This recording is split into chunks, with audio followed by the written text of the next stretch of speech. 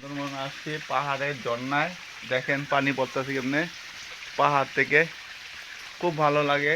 আমার ভাই একটা সিএম আছে আমাদের সাথে, ঠিক আছে। এই যে সিএম, অনেক কষ্ট করে আসছি, দেখেন কি অবস্থা জায়গা, দেখেন পাহাড়ে সেই জায়গা আমাই সিএম ভাই কিছু বলো।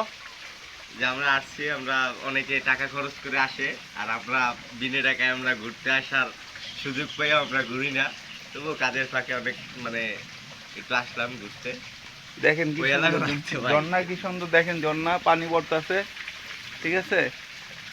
অনেকক্ষণ পানিতে হাত মুখ ধুইলাম, দেখেন এই যে সামনে আসি, সামনে যাই দেখেন সামনে আসছি, ঠিক আছে। পানি পড়তেছে, আল্লাহর কি কুদরত, পাথরের মধ্যে শরবত, দেখছেন আল্লাহর কি কুদরত, পাথরের ভিতরে শরবত।